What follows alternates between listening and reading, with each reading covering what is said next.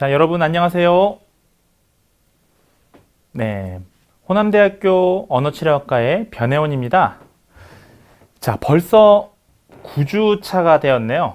네, 자, 음성학과 의문론 9주차. 오늘 배우실 내용은 드디어 의문자질입니다.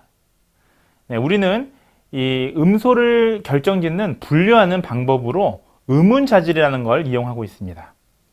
이 같은 의문자질이 어떤 것들이 있는지를 이번 주 9주차와 10주차에 걸쳐서 2주간 설명을 드리려고 합니다.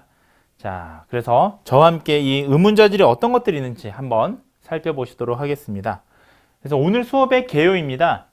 오늘 수업은 말소리의 이름과 특징에 대해서 우리가 어떤 말소리들을 결정지을 때 이른바 이런 의문자질, 변별자질이라고 하는 이러한 것들에 의해서 이렇게 결정이 되어지는데 그런 것들이 어떻게 구성이 되는지 어떻게 진행이 되는지를 좀 말씀을 드리고자 합니다. 자, 그 다음에 의문자질을 설정하는 3가지 기준이 있습니다.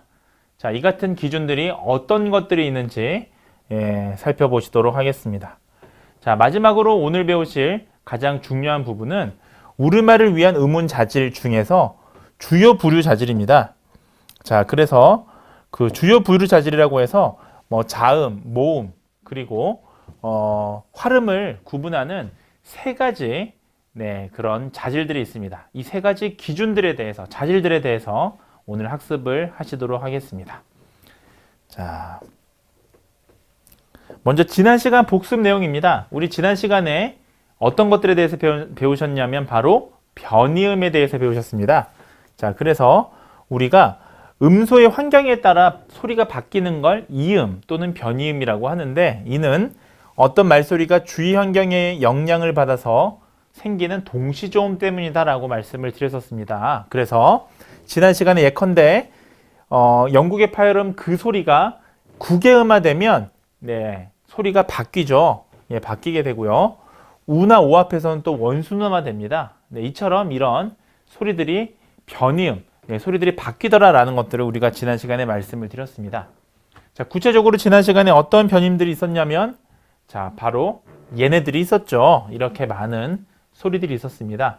자, 그래서 우리가 예를 들면 이 치조 마찰음 스 소리는 국외음화되면 이렇게 표시가 되었었다라는 거, 이런 것들 우리가 배우셨죠. 자, 그래서 이런 내용들에 다시 한번 잘 보시기 바랍니다. 자, 오늘 수업 내용을 진행을 하도록 하겠습니다. 먼저 오늘 배우실 건 의문자질입니다. 자, 우리가 자질이라는 어떤 정의에 대해서 먼저 좀 말씀을 드리려고 하는데, 자질 많이 들어보셨나요? 네, 우리는 오히려 자질이라고 하는 표현보다 특징, 속성, 이런 단어가 더 익숙하지 않으세요? 네, 자, 의문자질이라면 결국 의문에 대한 특성, 자, 음소들을 구분짓는 특성, 속성이라고 보시면 되겠습니다. 자, 따라서 의문자질이라면 음소가 가지고 있는 고유한 특징이나 속성을 얘기한다라고 보시면 되겠습니다. 자, 의문자질은 음소가 가지고 있는 고유한 특징, 즉 다른 음소와 구분되는 성질이다. 자, 이를 우리는 의문자질이다, 다른 음소와 구분을 시켜주는 것이다 라고 보시면 되겠습니다. 자, 이거 다른 말로요, 이 용어가 더 익숙하신 분들도 계세요. 다른 말로 변별자질이라고 하더라. 의문자질을 다른 말로 변별자질이라고 합니다. 그래서 의문자질하면 여러분들 변별자질이라는 용어가 나오도 변별자질, 이거 같은 말이구나, 같은 용어구나 라고 이해하시면 되겠습니다. 하나의 음소, 뭐 자음이 되든 모음이 되든 하나의 음소는 이와 같은 변별자질들의 일종의 묶음입니다. 이런 변별자질들이 여러 개가 묶여서 생성되는 것이 우리가 음소라고 하죠. 자, 그래서 변별자질을 중심으로 우리는 음소를 분류할 수가 있습니다. 자, 결국 변별자질 우리가 배우는 이유 중에 하나는 음소를 효율적으로 분류하기 위함입니다. 음소를 효율적으로 분류하기 위해서 우리는 의문자질이라는 걸 배우시게 되는 거죠.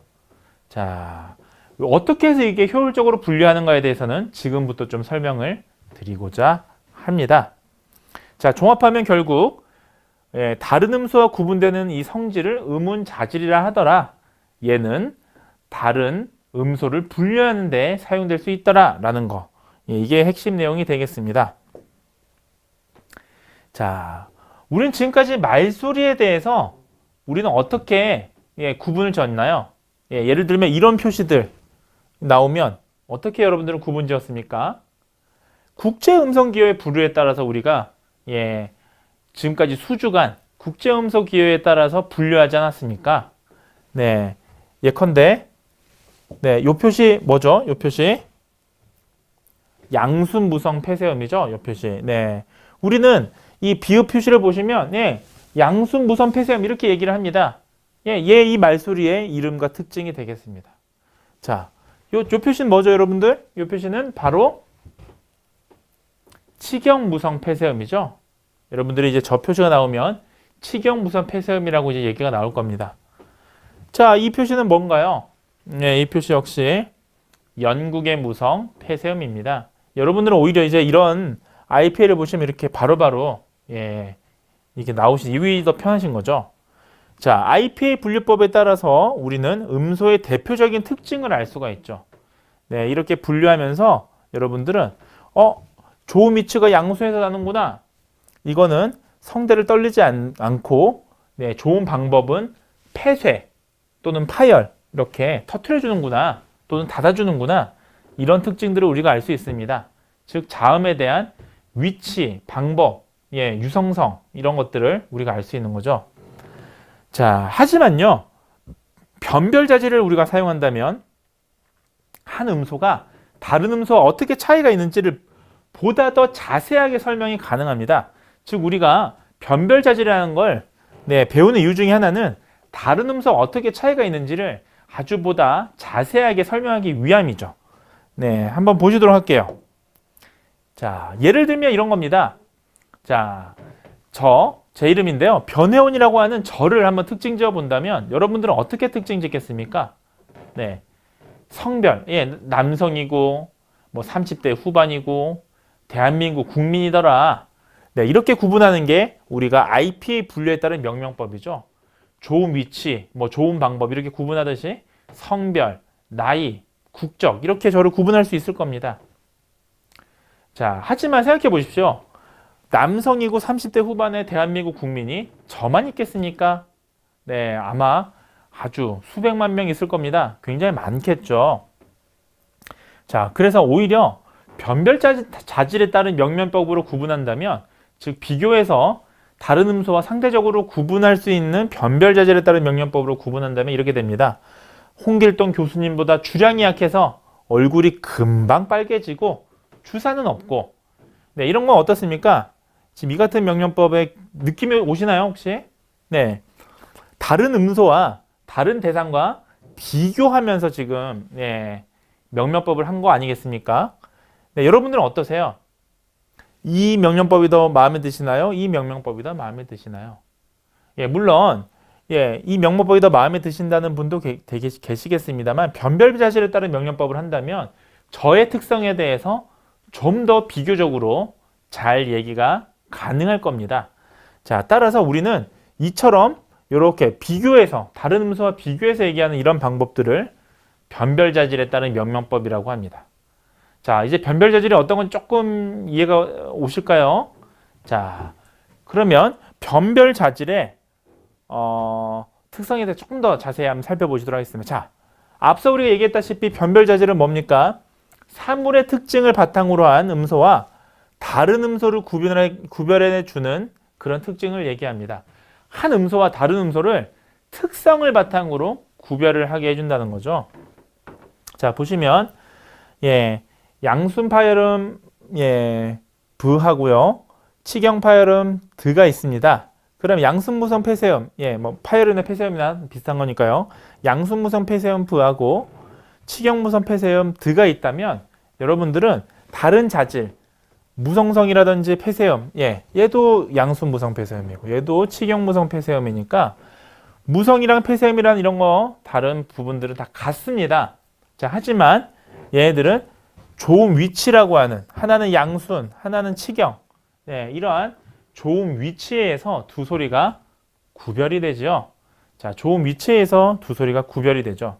자, 이렇게 구별해주는 이런 특징들을 얘기를 하는데, 자, 이런 것들을 좀 더 어떤 변화적인 어떤 방법의 특성에 의해서 여러 개를 묶어서 보는 게 이제 그게 변별자질이라 보시면 되겠습니다. 자, 말소리의 특징과 분류에 대해서 한번 살펴보시겠습니다. 자, 의문자질, 이른바 변별자질은요, 변별, 구별해주는 기능 외에 분류라고 하는 기능을 가집니다. 분류. 자, 분류라고 하는 기능을 가집니다. 여러분들 분류란 무엇일까요? 자, 분류란 어떤 대상을 일정한, 이거 잘못 나왔네, 오타입니다. 자, 일정한 기준에 따라 나누는 일을 우리는 분류라고 합니다. 이 오타예요. 기분에 따라 나누시면 안 됩니다.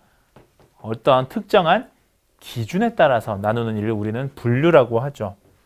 예컨대 자음하고 모음은 우리가 어떤 특정한 기준에 따라서 분류된 거죠. 자음성이 있으면 자음, 자음성이 없으면 모음, 이런 식으로 분류가 되어 있습니다. 자, 결국 종합하면 의문자질, 변별자질은 분류의 기능을 가지게 됩니다. 자, 분류의 기능을 가지는데요. 여러분들 이런 분류는 왜 분류라는 어떤 그런 기능을, 목적을 가질까요? 이제 좀 말이 좀 꼬였는데요. 자, 분류의 목적은 무엇일까요? 여러분들, 분류의 목적은 무엇일까요? 여러분들은 왜 분류를 하시나요? 자, 여러분들 분류를 잘 하는 기관 중에 한 곳은 바로 도서관이 되겠습니다. 여러분들 도서관에 아마 책 빌리러 자주 가실 텐데, 자, 만약 도서관에 문학 코너를 가셨어요. 문학 코너에 책이 막 무작위로 꽂혀 있는 게 아니라 어떠한 분류에 의해서 잘 정리가 되어 있죠. 예컨대 시나 소설은 다른 쪽에 있고요.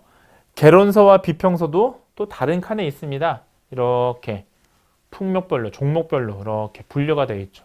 여러분들 왜 그럴까요? 왜 이렇게 분류가 되어 있을까요? 이런 것들은. 자, 왜 그런지, 맞습니다, 여러분들. 관리자나 책을 찾는 학생들 모두가 시간 낭비나 노력 낭비를 줄일 수 있기 때문이죠.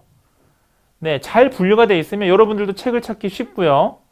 책을 정리하시는, 관리하는 관리자분들도 훨씬 노력 낭비를 줄일 수 있기 때문입니다. 마찬가지입니다. 우리가 말소리를 분류하는 목적도 이와 같은데요. 말소리의 여러 가지 변화 유형을 간결하게 압축해서 설명하기 위함이죠. 결국 우리의 말소리들은 여러 가지 변화하는 유형들이 있는데 이거를 하나하나 설명하는 게 아니라 하나로 압축해서 설명하자라는 게 바로 분류의 목적입니다. 따라서 변별자질을 쓰는 이유는 바로 여러 가지 말소리의 변화 유형을 간결하게 압축하기 위함입니다. 자, 그래서 우리는 분류를 하는 거죠. 자, 그러면 의문자질을 통한 분류의 예를 한번 살펴보시겠습니다.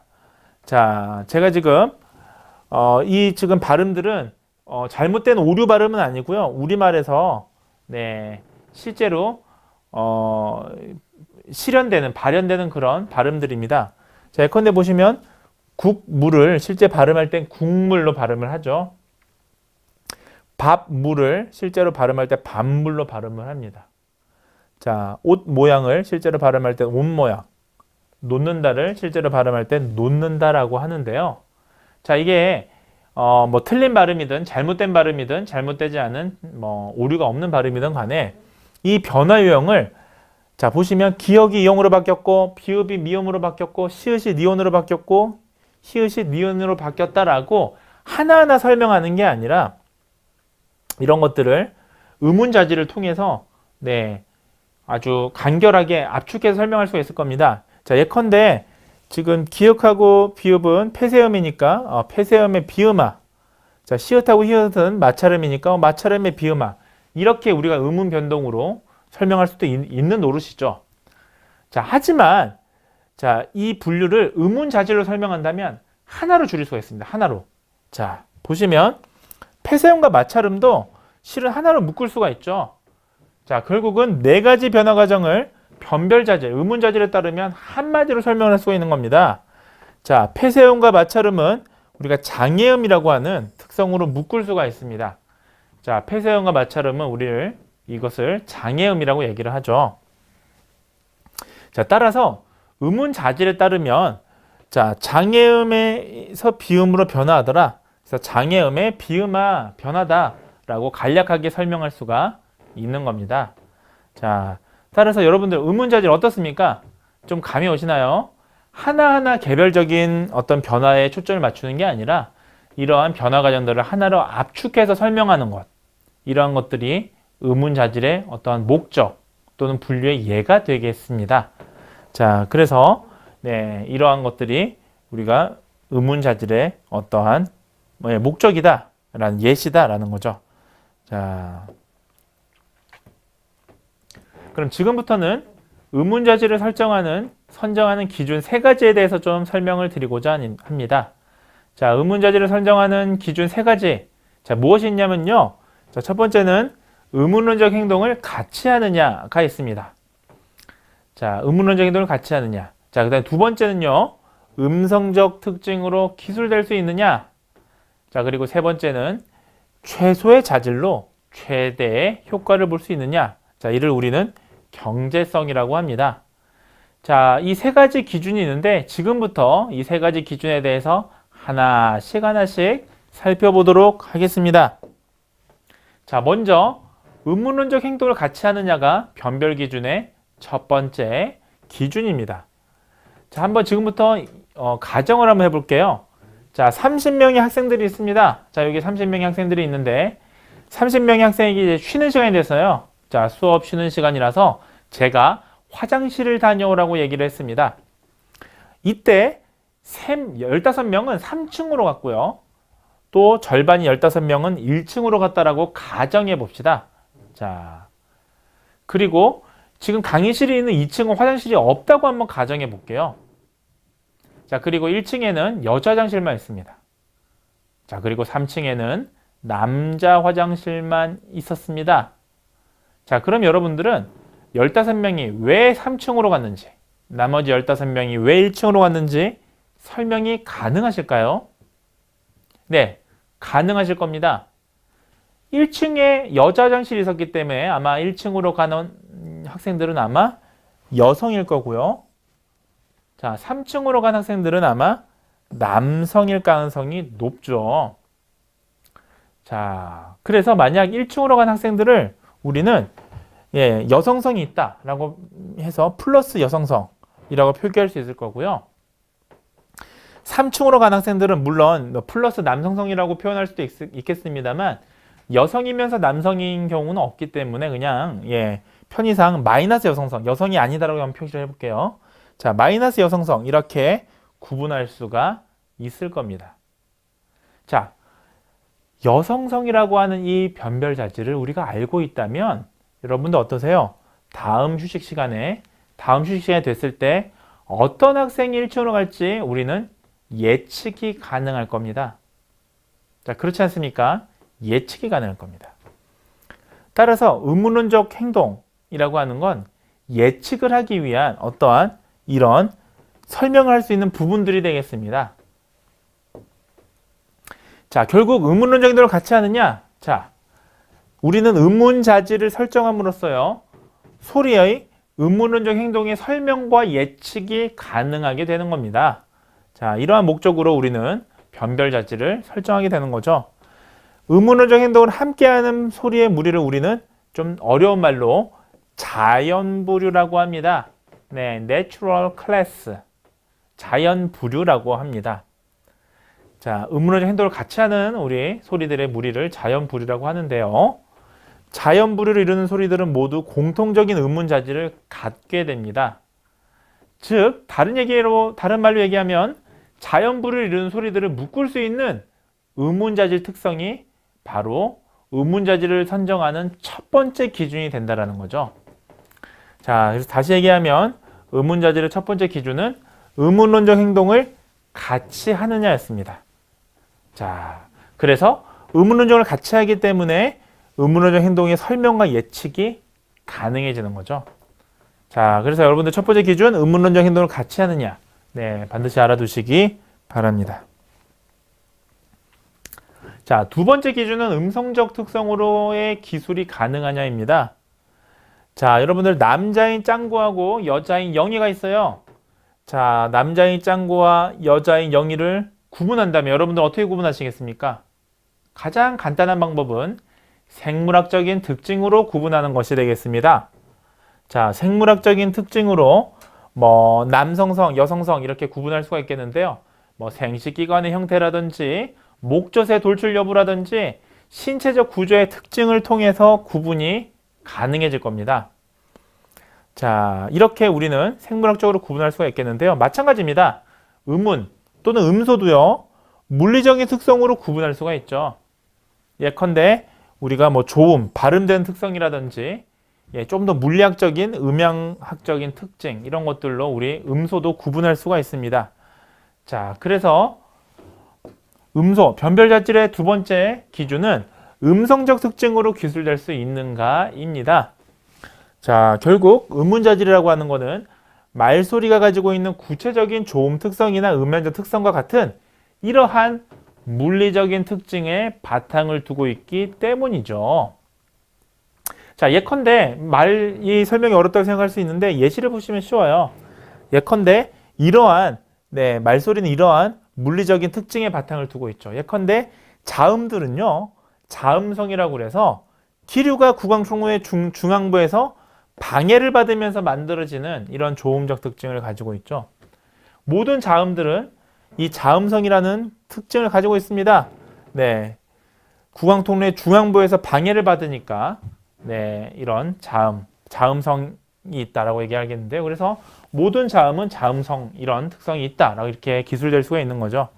자, 이처럼 구체적인 조음 특성이나 음향적 특성과 같은 물리적 특징에 바탕을 두고 있기 때문에 음성적 특징으로 기술될 수 있느냐가 두 번째 기준이 되겠습니다. 변별자질의 기준이 되겠습니다. 세 번째 변별자질의 기준은 간단합니다. 최소의 자질로 최대의 효과를 보자. 이른바 경제성의 원리입니다. 자, 우리 앞서 그 화장실의 예를 들었었는데요. 뭐 1층에 여자 화장실로 간 사람들을 여성성, 3층에 남자 화장실로 간 사람들을 남성성 이렇게 구분할 수 있다고 가정해 보겠습니다. 자, 근데 여러분들 어떻습니까? 남성이면서 여성인 사람 없죠. 둘 다 갖고 있는 사람 없습니다.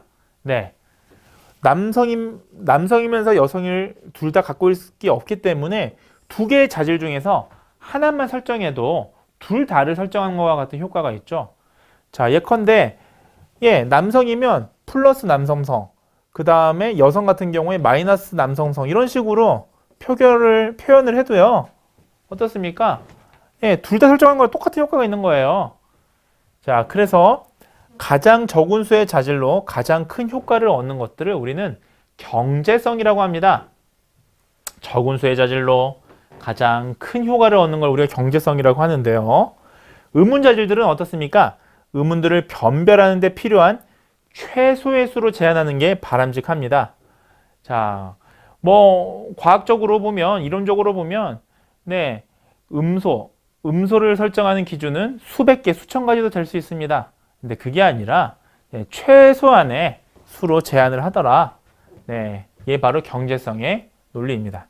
자, 그리고 세 가지 기준 어떤 거였나요? 다시 한번 보겠습니다. 세 가지 기준이 자, 그래서 음운론적 행동을 같이 하느냐? 음성적 특성으로 기술될 수 있느냐? 마지막으로 최소의 자질로 최대의 효과를 볼 수 있느냐? 경제성의 논리까지 우리가 음소의 기준을 배우셨습니다.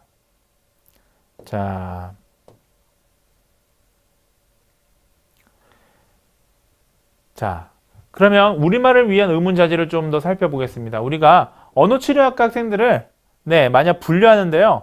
한국 사람과 북한 사람으로 구분하는 기준이 필요할까요? 자, 이 수업을 듣는 여러분들을 한국 사람, 북한 사람으로 구분하는 기준이 필요할까요? 물론 뭐 이 강좌가 상당히 인기가 많아서 북한에서도 듣는다면 이러한 자질은 구분해 줄 필요가 있겠습니다만 이 수업을 듣는 사람들 중에서 북한 사람은 거의 없을 겁니다. 모두가 다 남한 사람이죠. 자, 그래서 한 언어의 필수적인 의문자질이 다른 언어에서 이처럼 불필요한 자질이 될 수도 있어요. 여러분들을 제가 남한 사람, 북한 사람으로 구분할 필요가 없듯이 한 언어에서도 불필요한 자질을 굳이 구분할 필요가 없습니다. 자, 이런 얘기입니다. 우리말에서 유성성이라는 자질을 구분할 필요가 있느냐, 설정할 필요가 있느냐. 네, 우리말의 모든 모음은 유성음입니다. 따라서 모음에서는 이 유성성이라는 자질이 불필요하죠. 네, 자, 그 다음에 보시면 우리말의 자음은 공명자음들은 모두 유성음이고요. 장애음들은 모두 무성음입니다. 자, 따라서 공명성이라는 자질만 있으면 유성성 자질이 불필요하죠. 예, 같은 거니까, 같은 분류 기준이니까요. 자, 그래서 유성성 자질이 불필요한 거예요. 왜냐? 경제성의 원칙. 네, 둘 다 필요가 없죠. 남성성과 여성성이 있으면 하나로 설명이 가능하잖아요. 플러스 남성성, 마이너스 남성성. 이처럼 공명성이라는 자질이 있다면 유성성 자질은 불필요한 겁니다. 따라서 우리말에서는 유성성이라는 게 필요가 없어요. 하지만 다른 언어에서는 유성성이라는 게 중요한 자질이 될 수도 있습니다. 자, 이처럼 우리말에서 또 더 해당되는 의문자질이 있을 수 있더라. 자, 이러한 내용들을 생각하시면서, 자, 지금부터는 우리말 음소의 주요 부류 자질에 대해서 좀 설명을 드리고자 합니다. 자, 오늘 아마 듣게 되시는 내용들 중에서 가장 이제 핵심적인 내용이 되겠습니다. 우리말에 대한 주요 부류 자질에 대해서 좀 설명을 드리고자 합니다. 자, 우리말 주요 부류 자질은 세 가지가 있는데요. 자, 먼저 주요 부류 자질인 게 무엇이냐? 자, 말소리를 음양적, 조음적으로 분류하는 것과 관련된 자질을 우리는 주요 부류 자질이라고 합니다. 자, 그래서 이 주요 부류 자질 세 가지만으로도 음양적, 조음적으로 우리 말소리를 분류할 수가 있습니다. 자, 말소리는 음양적 특성에 따라서 공명음이냐 아니면 장애음이냐로 우리가 나눌 수가 있는데요. 자, 공명음은 뭐냐? 기류가 성도에서 아무런 장애를 받지 않고 성도를 울려서 나는 소리를 우리는 공명음이라고 합니다. 기류의 교란으로 인한 소음이 동반되지 않고요. 우리가 공명음이라고 하면, 자, 여러분 이거 아셔야겠죠? 모음, 활음, 유음, 비음 이런 것들 우리는 공명음이라고 합니다. 자, 그 다음에 한편으로는 우리가 또 우리 말소리에는 장애음이라는 게 있는데요. 자, 기류가 성도에서 일정한 장애를 받아서 만들어지는, 일정한 장애를 받아서 만들어지는 이른바 기류의 교란으로 인해 소음이 동반되는 이런 소리들도 있죠. 마찰음, 파찰음, 폐쇄음 뭐 등등등 있잖아요. 이런 것들은 전부 다 장애음이 되겠습니다. 자, 그래서 말소리는 공명음이 있고 장애음이 있죠. 자, 이런 것들을 구분하는 게 바로 주요 부류 자질이 되겠습니다. 자, 하나씩 보실게요. 자, 주요 부류 자질의 첫 번째 기준은 공명성입니다. 자, 소로넌트라고 하는 공명성이 첫 번째 주요 부류 자질이 되겠습니다. 자, 공명성은 어떤 거를 구분하기 위한 자질이냐면요. 바로 공명음과 장애음 이 두 부류를 구분하기 위한 자질이 바로 공명성입니다. 자, 정의는요. 공명성을 가진 소리는 플러스 공명성으로, 장애음은 공명성이 없기 때문에 마이너스 공명성으로 표기한다가 정의가 되겠습니다. 자, 우리가 아까 공명음 뭐가 있다고 그랬죠? 공명음 뒤에 아까 유음, 비음, 모음, 활음이 있다고 그랬죠? 유비, 모활, 유음, 비음, 모음, 활음이 있습니다. 자, 그래서 공명성을 가진 소리는 유음, 비음, 모음, 활음이 있고요. 이 나머지 이 기타는 전부 다 공명성이 없어서 마이너스 공명성이라고 표시하면 되겠습니다. 자, 보시면 그래서 음양적 관점에서는 공명음과 장애음의 두 부류로 크게 나누었지만요.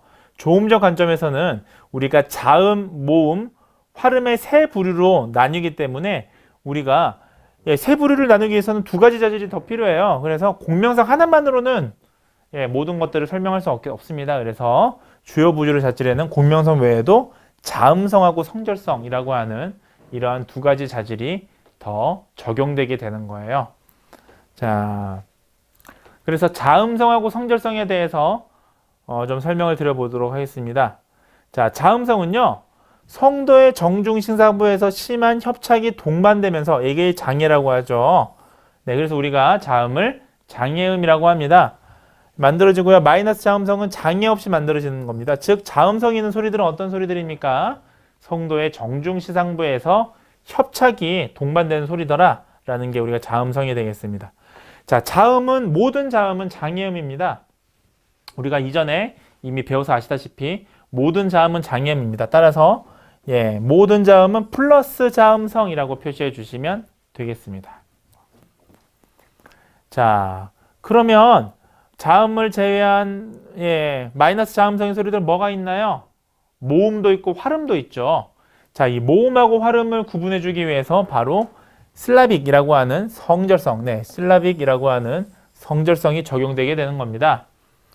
자, 플러스 성절성은 정의를 보시면 단독으로 하나의 음절을 이루지만 성절성이 없는 소리들은 단독으로 하나의 음절을 이루지 못한다가 정의가 되겠습니다. 즉, 슬라빅이라고 하는 성절성은 단독으로 소리를 이루느냐, 이루지 못하느냐가 핵심이 되겠습니다.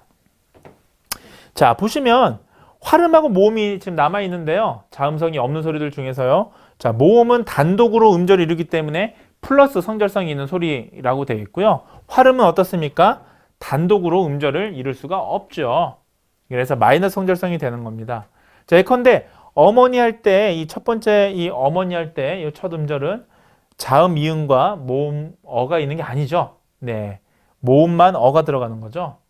자, 그래서 이런 것들 즉 단독으로 쓰이지 않습니까? 모음은. 그래서 모음은 성절성이 있는 소리다라고 보시면 되겠습니다. 자, 하지만 자음이나 활음은 성절성이 없는 소리가 되겠습니다. 자, 결국 종합하면 공명성, 자음성, 성절성 이 세 가지 요소만으로도 우리는 모음이냐 활음이냐 공명자음이냐 장애음이냐를 분류할 수가 있는 거예요. 자, 그래서 분류 기준을 다시 한번 보시겠습니다. 모든 모음과 활음은 공명음입니다. 자, 하지만 모든 자음이 장애음은 아니죠. 자, 모든 자음이 장애음은 아닙니다. 자, 그리고 자음은 음향적으로 공명자음과 장애음으로 나뉘게 됩니다. 자, 따라서 세 개의 불효자질인 공명성과 자음성, 성절성을 통해서 자, 우리가 모음, 활음, 공명자음, 장애음의 네 가지 부류를 나눌 수가 있죠. 자, 그래서 하나씩 한번 보실게요. 자, 모음은 공명성이 있죠. 모음하고 우리가 그 공명자음은 공명자음하고 우리가 어떤 게 있다고 그랬죠? 유음, 비음, 활음. 이런 것들, 모음. 이런 거 전부 다 모음 인소리고요. 공명자음은 그 중에 유음, 비음이 공명자음입니다. 자, 그래서 공명성 인소리는 모음이 있고요. 활음이 있습니다. 그리고 공명자음도 공명성 인소리가 되겠습니다.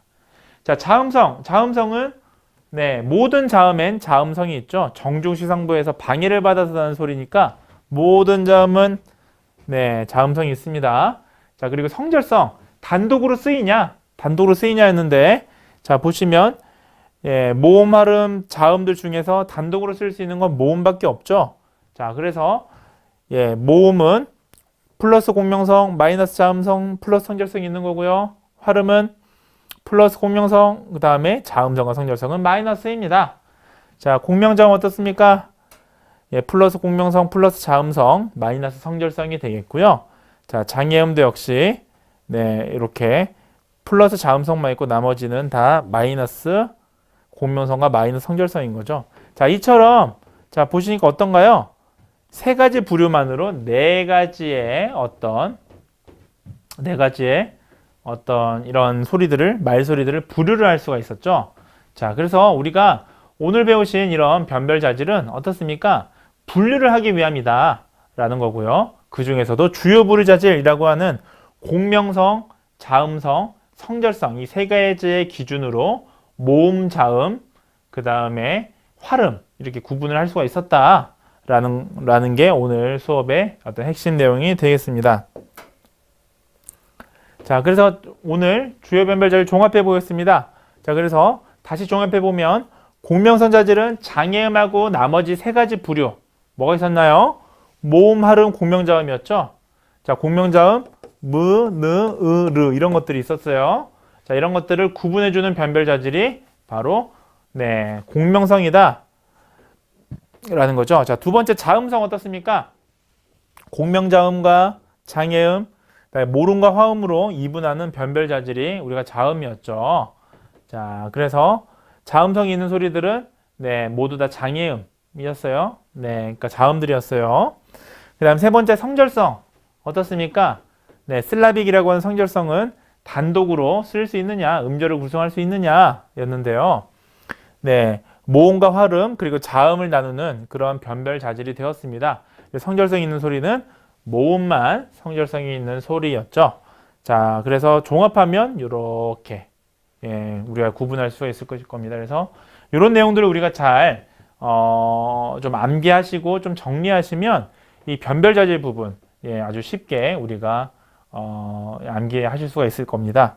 이 변별 자질 이 파트가 우리 특히 또 언어재활사 국가고시 시험에서는 이 그 조음문문 장애에서 아주 문제가 출제가 전형적으로 되어지는 그런 부분들이세요. 그러니까 특히 또 언어치료사 시험, 언어재활사 국가고시를 준비하시는 분들은 이 변별 자질을 좀 더 주의 깊게 보시는 게 필요할 것 같습니다.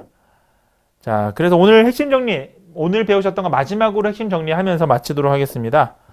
자, 오늘의 핵심 정리는 우리 음운 자질, 변별 자질에 대해서 배우셨는데요. 변별 자질이라는 게 결국은 다른 음수와 구분되는 그러한 성질이더라 라는 거 오늘 배우셨습니다. 자, 그리고 음운 자질, 변별 자질을 선정하는 세 가지 기준이 있었는데, 자, 세 가지 기준이 자, 음운원적 행동을 같이 하느냐, 두 번째 음성적 기술 특징으로 기술될 수 있느냐, 세 번째 최소의 자질로 최대의 효과를 볼 수 있느냐, 즉 경제성의 원리 세 가지 오늘 배우셨습니다. 그래서 이러한 자질에 의해서 변별 자질이 기준에 의해서 선정이 되더라 라는 걸 배우셨고요. 자, 그 다음에 좀 넘어가도록 하겠습니다. 자, 그 다음에 오늘 배우셨던 것 중에 가장 중요한 건 주요 변별 자질 세 가지였습니다. 자, 그래서 공명성, 자음성, 마지막 하나가요? 성절성. 네, 이 세 가지가 주요 변별 자질이라는 거 오늘 말씀을 드렸고요. 자, 공명성은 이런 모음, 화름, 공명자음과 장애음을 구분해주고, 자음성은 공명자음과 장애음, 그 다음 모음하고 화름 이렇게 이분해주고, 성절성은 모음하고 나머지 화름, 자음을 나눠주는 변별 자질이더라. 자, 그래서 공명성, 자음성, 성절성으로 이렇게 모음, 화름, 공명자음, 장애음이 이렇게 분류되더라 라고 하는 게 오늘 내용의 핵심이었습니다. 자, 그래서 이 부분들 다시 한번 또 잘 정리해 보시면서 또 이해하신다면 변별 자질을 좀 이해해 보시려고 좀 하신다면 이 파트를 좀 이제 어렵지 않게 마무리할 수 있을 것 같습니다. 자, 이상 경청해 주셔서 감사합니다.